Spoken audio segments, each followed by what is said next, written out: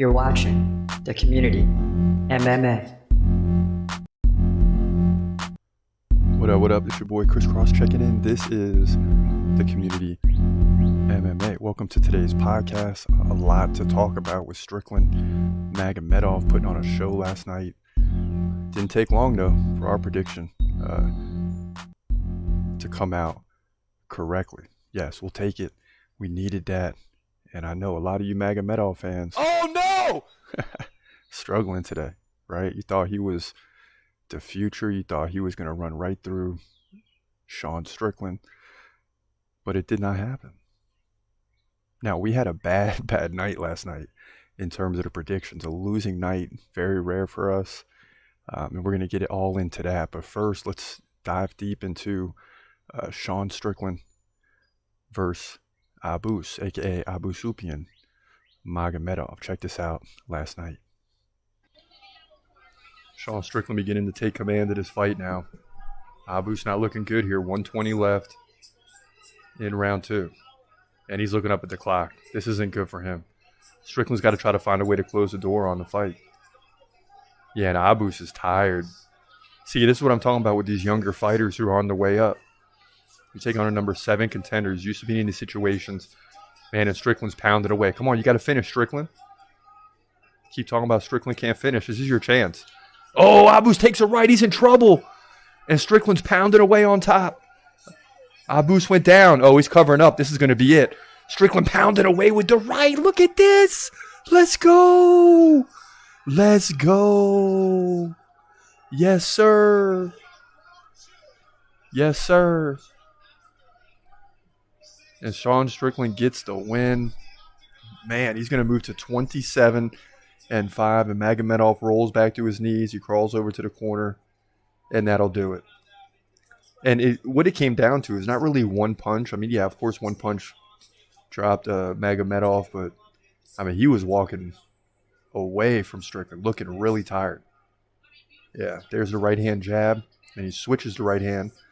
Lands a left jab, right, left-right combo. And that's what does it. Big win for Sean Strickland. We'll take it 17-5 in the main event on the year as Sean Strickland comes through. Middleweight division, UFC Vegas 70.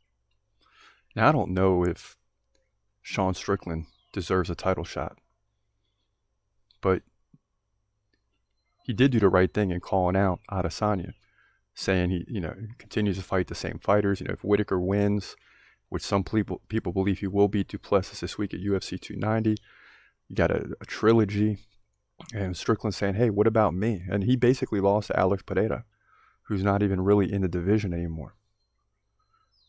But, he's barking up the right tree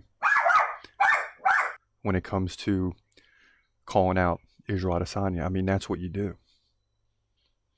And this fight just went less than 2 rounds. It was 81-47 in significant strikes. 81 significant strikes. So say this fight continues, Strickland's well over 200 significant strikes on the night. So you're looking at 9 minutes. He's nearly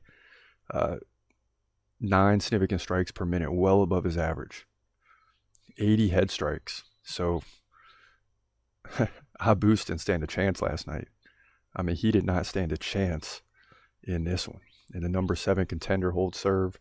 And now he'll likely get a top-ranked opponent. And, I think the UFC, again, when you look at Hamza, has got to tell one of these guys, a Cannonier, a Strickland, who those two need to get in there. And the winner gets a title shot. But if you fight Hamza and you beat him, yeah, he's not ranked, but we're giving you automatic title shot. And that's how you get Hamza against a top contender, because we all want to know how he's going to perform. I mean, I think I know how he's going to perform, but I understand you might want to give him a top-ranked contender before you just give him a title shot. No doubt about it. But Sean Strickland looked good last night. And then you had a big one. Early first fight in the main card. Bruno Ferreira taking on newcomer Nursultan Ruziboev. And this was a heck of a fight for Nursultan. Check this out. And Ruziboev looked very comfortable for a guy that's making his UFC debut, already brushing back Bruno Ferreira. Ferreira, the Brazilian, 10-1 coming in. Nurselton with a lot of experience. Finally getting the opportunity. Oh, and a nice leg kick by Ferreira. Man, a big height advantage, reach advantage. It just seems like Nurselton going downhill with the big right hand. There it is. I was just thinking, man, he's got the advantage punching downhill here. Both guys trading right hands. Nurselton just trying to set him up. Ruziboev's going to look to land a big right, and he does. Takes Ferreira off his feet, and it's over. Dang. Jeez, that's how you make a UFC debut.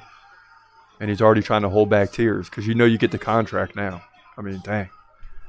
It's not like Contender Series where you got to wait, right? Nurselton comes in, and he basically caught the leg in midair with the left hand and then landed the big right. So, I mean, Bruno Ferreira was in the air and came down on his back, and he wouldn't recover. And it's just 6-3 in significant strikes. This was quick. 1 second of control time. So, Nurselton makes his debut. Fine. I mean, look at this. So, he's got 44 professional fights before he makes it to the UFC. 35 of those wins, submission specialist, and no need for the submission. Now, here we get the replay because it happened fast. Yeah, he catches the left leg.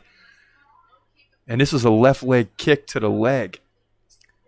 Actually, it was a right leg kick by Ferreira. Okay, so here we see. Boom. And it's low. I mean, below the knee. But he catches it and lands a big right and takes him off his feet. And Bruno had this look like he don't even know what hit him. So Nurselton Ruziboev gets the win to move to 35-8. Yeah, so Nurselton looking good last night in his UFC debut.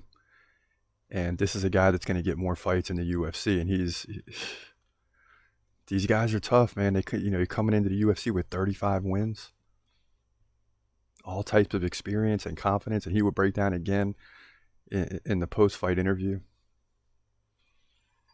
And you think about that, you have 40 fights outside of the UFC, and none of those really matter until you get into the UFC and get the opportunity. Now you're in there. You got one shot, like Eminem says. You got one shot, and you got to make it happen in this one shot. And he did. He made it happen. Now, another big fight, Kevin Lee versus Rinat Fakhretdinov. This is how it went down last night. Kevin Lee just looks a lot bigger than he did the last time I saw him. Of course, he's fighting up a division, too. Here in the welterweight. And a big right. Oh, by Fakhretdinov. Oh, and now he's getting underneath, man. And Kevin Lee's in a little bit of trouble here. Kevin Lee standing up. Well, he's trying to push out of it. I don't know. The guillotine's locked in tight. And Renat's going to try to finish this thing. And he's trying to grab Kevin Lee to see if he's all right. I mean, it's locked in tight. I don't even know if he can tell. And Kevin Lee is out. He's done for. Wow. And Herb Dean tried to, almost like the old Hulk Hogan style, lift the hands and see if they were all right. But they were locked behind the legs of Rinat. And meanwhile, he was submitted. And when Rinat let him go, he went right to the ground. So big finish there for Rinat Fakhretdinov. And this guy is for real, man. Beating Kevin Lee in what looked like less than a minute. So Rinat Fakhretdinov gets the win here in a wild way. He moves to 21-1. Kevin Lee's going to fall to 19-8. He looked really confused. As if you don't even know what happened. But that's because the fight ended in a minute. And he's coming to, his fight went down welterweight division, UFC Vegas 76.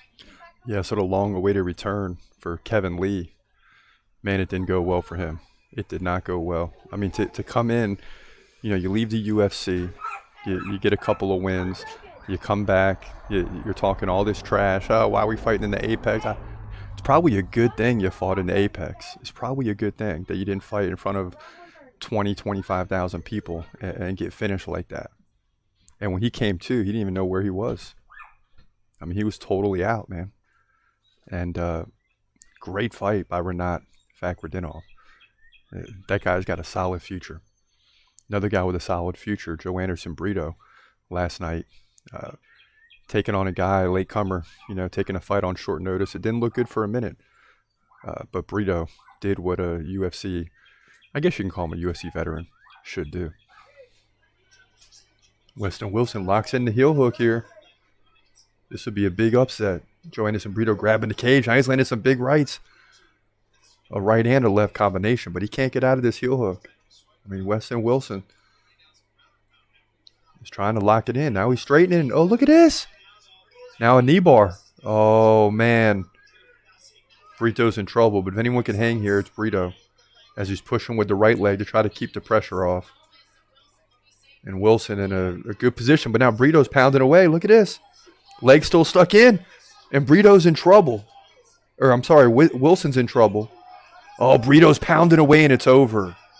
Dang. And he does a little dance in the octagon, man. Wow.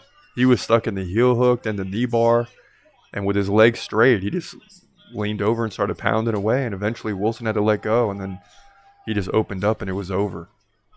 And, man, those are some powerful punches coming down once he got the leg loose, too, as you see in the replay. Bing! Woo! Here's another angle. Okay, so you see the heel hook's locked in. Boy, now he straightens it to the knee bar. And Brito's just using his right leg to release the pressure, right? A lot of fighters might have tapped right there. And then here you see another angle, and with the right hands, boom, boom. Oh, yeah, he was done. He was done. Brito's going to move to 16-3 here with the big dance afterwards. Featherweight division, UFC, Vegas.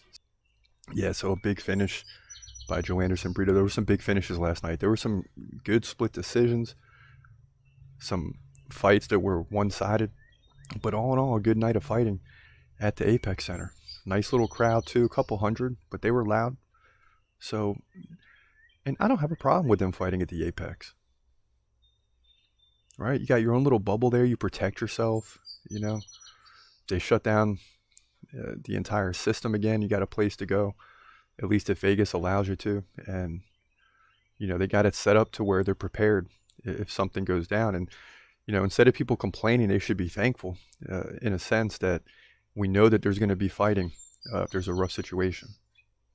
You know, at least they give themselves the best opportunity for that. Now, last night, oh, man, we had a bad night last night. 5-7 on the night. And that doesn't happen. It happens like 5 or 6 times in 40 cards in the year. But we started out okay. Alexander Romanov getting a win. Then Ivana Petrovich lost. Guram Kudalate lost. Can't believe that. Yana Santos lost. Now we're 1-3. Then we get Brito and Renat. We're back to 3-3. We're going into the main card, which more times than not means if we're 500 going into the main card, we're about to separate ourselves. It's going to be 7-5. 8-4, but then we dropped 3 in a row with Ferreira, Bonfim, Melissa Gatto. Michael Morales was kind of like a guaranteed victory, it seemed like. He won 2 out of 3 rounds, for sure, maybe all 3.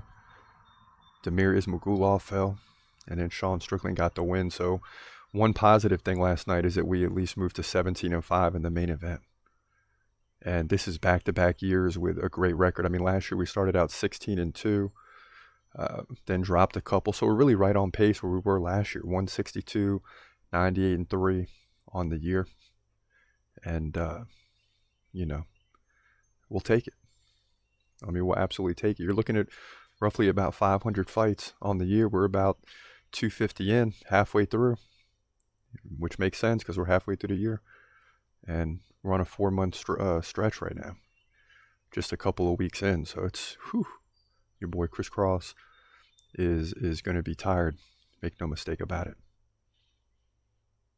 And last night I missed a lot of the fights. It came back in right around when Kevin Lee and Renat were finishing up. So we got that one in. Went to a big carnival type thing locally, mainly because I wanted to see Flo Rida, who was performing last night, a.k.a. Florida, you know. Carroll City, Miami, and he rocked it. It's always cool when the Florida boys come to West Virginia, you know, because you're getting straight club music all night. You're getting fast-paced music. Welcome to my house, you know, apple bottom jeans and all that stuff going down last night. So fun time. So we had to miss some of the UFC, but it's all good, man. It was worth it. Kids have fun. Everybody have fun. Spend some money too. Oof. Definitely spend some money. You know, at least when you're watching UFC, I'm not spending any money. But it is what it is. We had a good time. So we're not going to leave you with just a recap because we got so many good fights this Saturday night at UFC 290. Now Sean Brady's out. He won't fight Jack Della Maddalena. That's breaking news before the podcast, but someone will hopefully replace him. And that was fight 7. And, you know, you got a top contender in that 7th fight. You know it's a great pay-per-view event, and it still will be. But what's going to make this great? Probably the best fight of the night, hands down. Robert Whittaker versus Strickland du Plessis, because whoever wins, it really doesn't matter. We keep the division moving, and that's important. But let's get to the breakdown, a.k.a. prediction, right now. In the middleweight division at UFC 290, you got 2 top middleweights and Robert Whittaker coming in at 25-6, taking on Strickland du Plessis, who comes in at 19-2. These guys stack up well. Du Plessis 1 inch taller at 6'1". He's not even 30 years old yet. He's got a 2-inch reach advantage. He's a switch stance fighter. Whittaker stands right-handed. When it comes to activity, du Plessis, we know, can take a punch and then can deliver, especially as the fight goes on. He lands 6.7 significant strikes per minute to Robert Whittaker's 4.5. Considerable advantage. He also lands more takedowns, 2.8 over the course of 3 rounds. That's basically 1 every round. Now, Whittaker, coming off the win over Vettori, lost to Adesanya, but before that, beat Kelvin Gastelum, beat Jared Cannonier, beat Darren Till. Almost always, when he wins, it's by decision. And what we know from du Plessis is he gets stronger throughout the fight, but it's not a 5-rounder, right? It's a 3-rounder. So he's going to have to start getting off early in the 2nd round if he wants to win this fight. He's got a 50% takedown defense. That's a problem, but not against Robert Whittaker, who wants to stand and strike. Now, he did beat Derek Brunson by KO, Darren Till by submission, Brad Tavares decision, Trevin Giles KO. What you like to see in all those is he's winning in a variety of different ways, like against Darren Till, landing 6 takedowns, just controlling him. Against Derek Brunson, outstriking him, right? It led to the KO in the 2nd round. If I remember correctly, the 1st round didn't go quite his way, but he still found a way to win. So he's a legitimate fighter, a tough fighter. I don't know if he's on the level of Israel Adesanya, but he might be on the level of Robert Whittaker.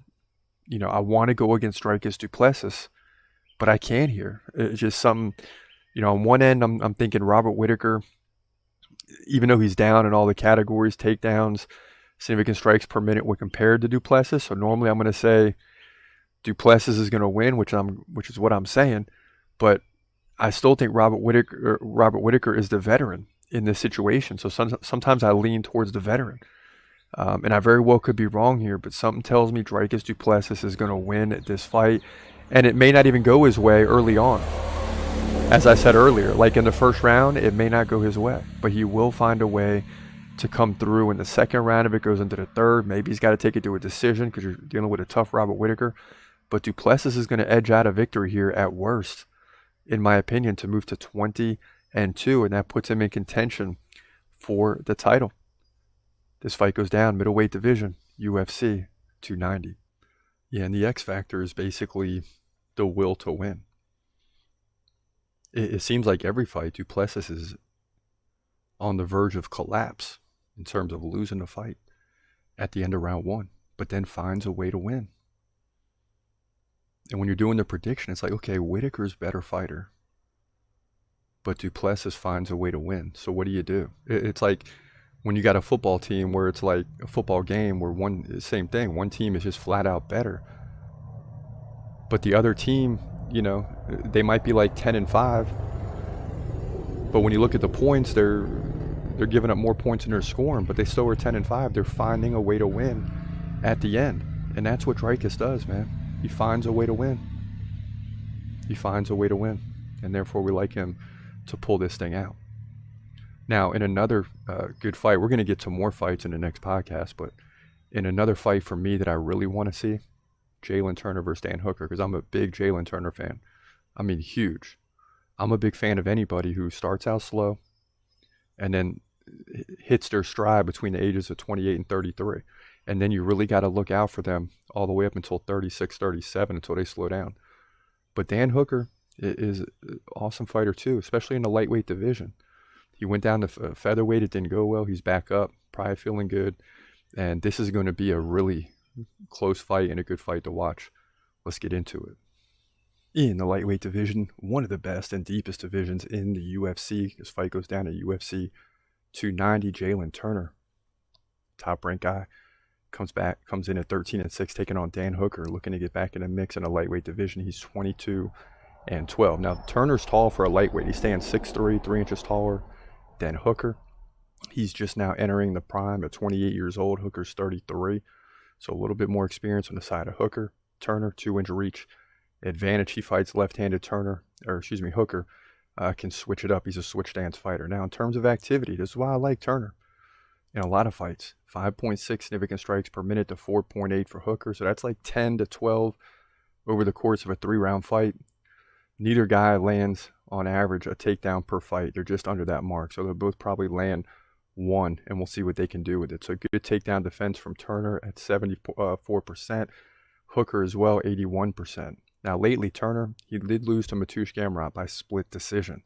That was a nice outing, even though he didn't get that win, because before that, he ran off 5 in a row against Brad Riddell, Jamie Malarkey, Uros Medic, and so on. Now, Dan, the Hangman Hooker, coming off the win over Claudio Puelles. He lost to Arnold Allen before that, and Islam Makhachev by submission in the first round before that, and beat Nasrat Haqparast. So he's kind of bounced around a little bit between divisions. Now coming back to the lightweight division, looking to get some success. But as good as Dan Hooker is, and he could very well win this fight, don't get me wrong, I still like Jalen Turner. Even if he loses, this is a guy that's on the come up, right? He's starting to hit his stride. We've seen this in terms of multiple fighters like Caceres. We've seen this with Oliveira. Start out slow, then boom, he wins 5 in a row and then takes Mateusz Gamrot to a split decision. Nobody saw that coming. So look out for Jalen Turner. Even if he loses this fight, keep an eye on this guy because he's entering the peak age of 28 to 33. He's at 28, just the beginning. So you're going to see a better and better Jalen Turner over the next 3 to 5 years. I like him to win this by close decision. The Gamrot fight gave him some experience. So in my opinion, he wins on significant strikes and takedown defense to move to 14-6 lightweight division, UFC 290. Yeah, so I like Jalen Turner, and this is the perfect squeeze fight, the fight right in the middle. Dan Hooker is below Mateusz Gamrot. He's above the other fighters that Jalen Turner has beaten, and that's why it's a tough prediction and a true test for Jalen Turner to find out really where he's at. And this is a fight he's got to win if he wants to be taken serious by a tough, deep UFC lightweight division. Please believe it. Now, as we jump into the Q&A today, Antre St. Hamza will absolutely demolish Buckley in round 1. Yeah, I mean, there's no question. Buckley violated the G code, the bro code. Don't talk about my mama. And that's what he did. Antre back. I hope he faces Hamza again. I promise you won't say this to anyone after that again. Yeah. Another one weighing in, bro. Don't be doing that. Hamza will shandy his face. Don't talk about my mama. You know, you can't do that these days. Even though it's not as big of a deal and you got people wearing, you know, I like older women and I like whatever, you know. You're talking about someone's mama, man. In my day, that wasn't allowed. Maybe it is now. I don't know. YB weighing in the cause Hamza is the craziest thing ever. By the way, Buckley is playing with his life. Talking like that. He better watch out the next time they meet. I know, for real. I don't think it matters if Hamza has a fight scheduled or not. You know, anything can happen. Kenneth Bruner still waiting. Yeah, I mean, we're going to be waiting forever, it seems like, at this point. You got Sabira Zamov, 270. Nurselton tanks. I think I had Bruno Ferreira winning that fight, so everyone's getting on me. Listen, if you're going to be wrong on some of these fights, you be wrong on the newcomers. Because I have an out and say, well, I didn't really know. Now I know. But these are the ones, when I predict these ones and I'm wrong, I'm okay with it. Because I like some new, fresh fish in the UFC. Mike Oliveras, keep grinding. And we will. We will continue to grind. G Coffee 223. Apparently, he still hasn't been tested. I know you saw that, Coach. Can't get them all. Yeah, man. We were dead wrong on that one. Dead wrong. He also says Fieta got KO'd, basically. And he's still out. Yeah. A lot like Kevin Lee. I don't know which one of those back-to-back fights. I don't know which one was worse. So, just got a few comments today. I thought it'd be much worse. You know, a lot of times when we're wrong and we have a bad night, that's when everybody weighs in. So I'm shocked that people aren't jumping on me today. You know, it might just be because of the 4th of July weekend. People are busy. They're not paying attention. But, you know, thankfully, because we went 5-7. But, you know, they're not going to say too much because Sean Strickland won. If you're going to have a bad night, get the main event right. That's all I'm saying. If you're going to have a bad night, make sure you get the main event right. But let's leave it there because we got a long week ahead. A lot of the UFC 290 predictions done. We got about 3 or 4 more to go. And we'll be back here on the podcast early in the week, a couple days from now. Hope you have a great day and God bless. As always, peace.